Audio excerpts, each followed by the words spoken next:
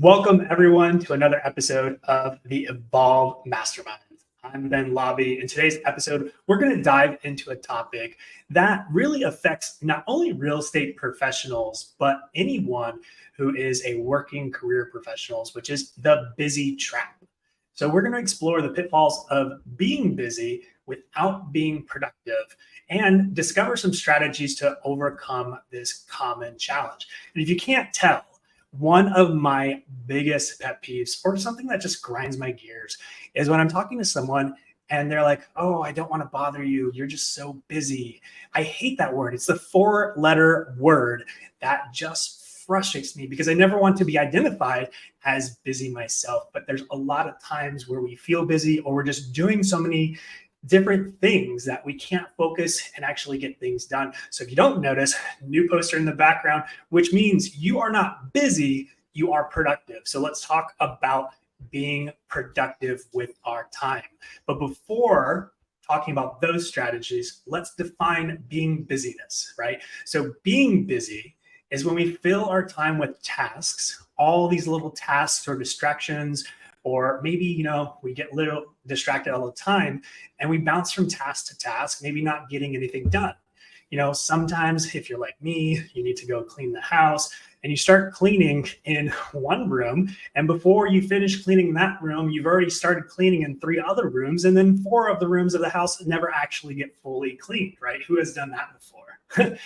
And so we just need to focus on really taking the time to plan ahead, to be proactive in our time when we're aligning tasks, right? So the negative consequence of being busy, especially for real estate professionals, is it can lead to burnout. And burnout is that time where you feel like you're hitting a wall, you're not making any progress, and you're not moving the needle, and you don't feel the impact of all this time that you're spending, right? And you feel exhausted and drained, and you're like, why am I doing this anymore, right? That's what we always want to avoid, that burnout state. So when we enter the day, when we start our day off or our week off, we have to really focus on those strategies of being more productive and not just busy.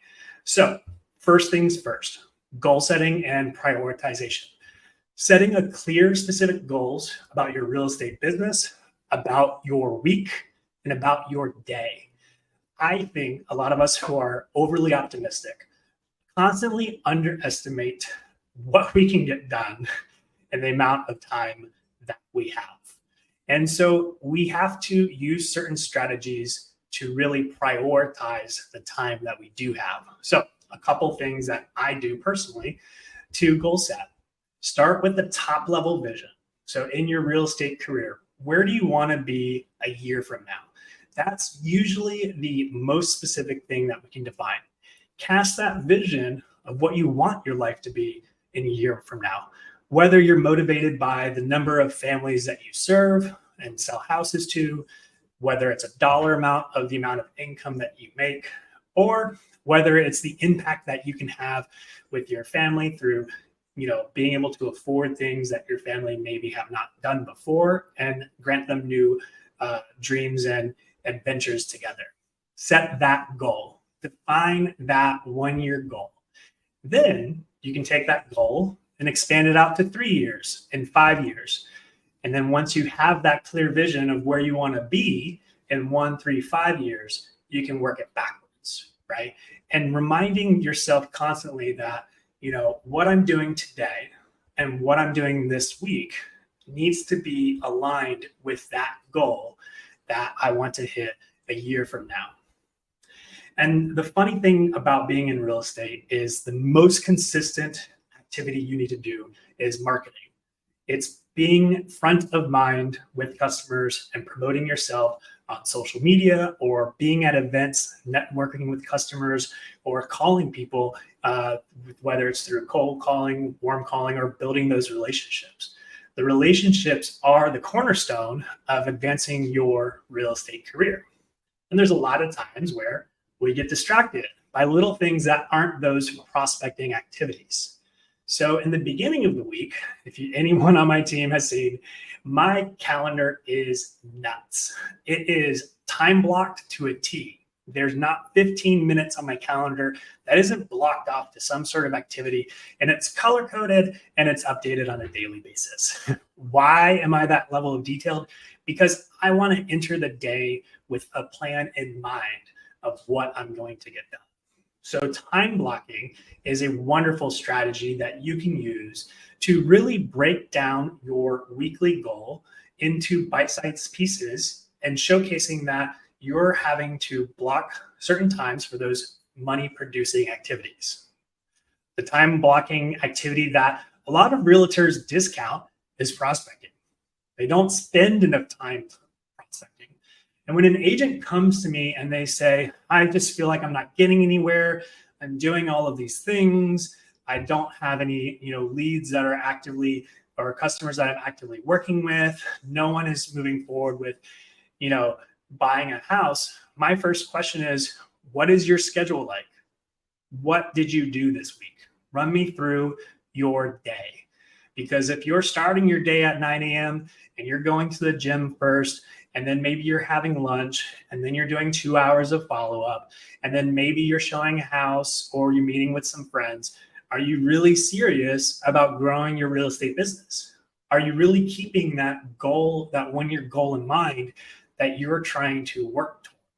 The reason that one-year goal in mind is so powerful is because if you tell us how much money you want to make in real estate, we can tell you mathematically how many conversations you need to have on a weekly basis with a customer or with customers, right? So if you want to make $100,000 a year, I can tell you based on commission splits and commission rates, you need to sell so many houses a month to hit that $100,000 a year and income. And based on those so many houses a month, I can tell you how many appointments you need to set. And based on how many appointments, we can tell you how many conversations do you need to have. And really tracking those key performance indicators, those conversations. How many people are you connecting with? How many people are you adding to your database? And how many conversations are you having on a daily and weekly basis? That is the time blocking and the daily key performing indicator that's going to lead toward your growth. So time blocking is vital for anyone who is in control of their destiny, whether it's any entrepreneur and real estate professionals. So consider you're starting your day earlier if you don't feel like you're getting enough stuff done. Are you really working 40 hours a week or more to get to your goal? Or are you just letting time pass without getting those daily key performance indicators done? Another strategy of prioritizing and staying out of the busy trap is learning to say no. It is okay to decline opportunities and commitments that don't align with your goals. Saying no allows you to create space for those meaningful projects. It also allows you to make sure you have space for those prospecting activities. Sometimes you don't need to go to every real estate training or every real estate networking event if you haven't spent the time to build connections with your customer base. There are some different strategies of how to build those relationships and increase the number of relationships you have. And I want to talk about those on another call or another series, because a lot of people underestimate identifying marketing activities that align with their personality, right? Not everyone's going to love cold calling. Not everyone's going to love networking. Some people are much better prospecting behind a computer. Some are better prospecting on a phone, and some are better doing it on video or, doing it in person at networking events. So even though there's 1,000 ways to market yourself as an agent or an entrepreneur, you really need to identify what activities are you drawn to, because the ones that align with your personality type and the ones that you like the more are going to be easier for you to do and more motivating for you to actually get accomplished. So third thing about staying out of the busy trap. This is a good tip for agents who have grown their business and they're constantly doing things that they should have delegated or outsourced before. So if you're already active in real estate and you've hit that level where you're doing 3 to 5 transactions a month, and you don't have a virtual assistant, or you don't have a showing agent or a buyer showing agent, or you don't have someone that you can delegate more activities to, that is something you should consider to grow to the next level, right? Because think of it this way. When I got my first virtual assistant, I thought that I had a whole bunch of things for this virtual assistant to do.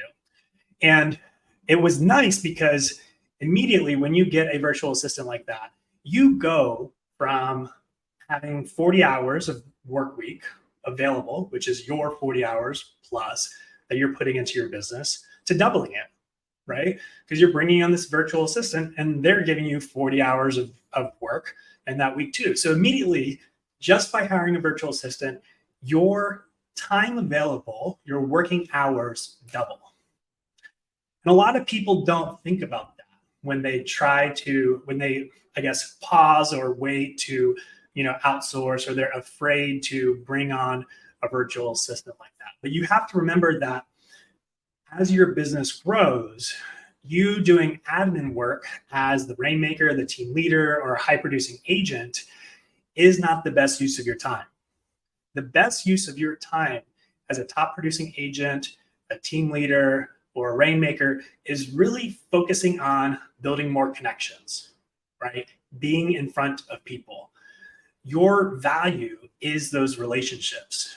It's not sitting at the computer writing a contract or sending documents for email signatures or spending hours just doing admin work, whether it's bookkeeping, reconciling your accounts, tracking your expenses, tracking your mileage. There's so many tools that you can use or virtual assistant resources that can do that stuff for you.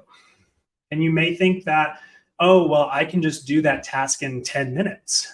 Well, that 10 minutes is another phone call where you could be building a relationship with a new or existing customer. And even if your virtual assistant takes 4 hours to do something that it would take you 10 minutes, it relinquishes that time back to you, right? So you can better use that time. You can time block it out to do something that is actually better for your business in the long run. So don't underestimate the power of delegating and outsourcing some of those busy tasks that keep us locked down or keep us from scaling to the next level. When it comes to that delegation part, it's very hard to let go. But I can tell you, having gone from a top producing agent to a team leader, there's no choice but to delegate and outsource work to other people. And what that does is, like I said, when I got that virtual assistant and I said, oh, here are all these things that I need you to do. Here's this list. We spent the first week that we spent together, we would have a meeting every day and we would walk through what they were going to do this day. It would take 30 minutes. I'd be like, here's your list of tasks of what I hope you can accomplish today. And shockingly, great virtual assistant, they would get through it. So next day, I was like, ooh, I got to find some more stuff for them to do. Found some more stuff for them to do, gave it to them. Third day, gave them a project. See, I need my database organized. I need you to go through and check all these addresses, make sure they're accurate for the customers, right? Something like that. They got through that. A week and a half in, my virtual assistant came to me and said, I'm out of tasks. And I was like, oh my God, did I hire someone too soon? No, what I had to do is figure out how I could build a process, right? Take these admin tasks and actually put them into a process and document the process so that they could do them over and over and over again. So instead of looking at projects, I was looking at stuff that I was doing, the busy work, the admin busy work that I was doing on a daily basis.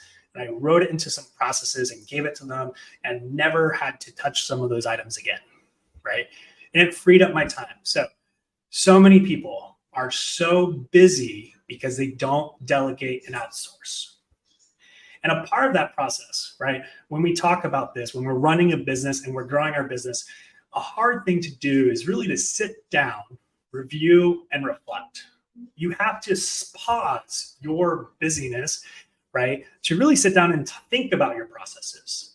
Take that moment to not only time block the week, but to look back at the previous week and see what you did, right? Reflect on where all your time went the last 7 days is the first step or a great step of identifying where you should delegate or outsource and how busy you are.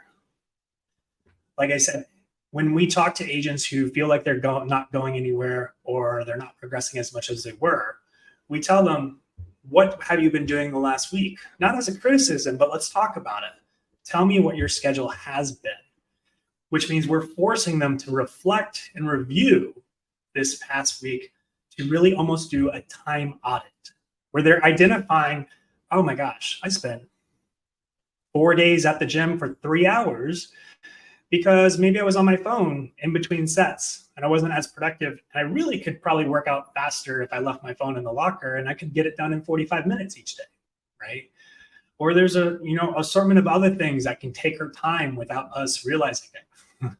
If you really want to know where your time is going on your phone, there's a great place called Screen Time in the settings channel, and you can figure out what app on your phone is actually taking up the majority of your time and causing you to be busy. So review and reflect on the time that you've spent to identify how you can outsource and how you can delegate more and be more productive instead of being busy. So in closing, thank you for joining me for this episode of the Evolve Masterminds and escaping the busy trap. And I want you all to think about it. Don't call yourself busy. Don't let other people call you busy. If you feel busy, think about how can you become more productive and build sustainable growth and success in the real estate industry. If you have any questions or you want to share your experiences, please leave a comment below, and don't forget to hit that like button and subscribe to our channel for more valuable content. This is our Evolve series. Every Monday, we'll be broadcasting and sharing tips and tricks on how to grow your business and succeed in real estate. Thanks for tuning in.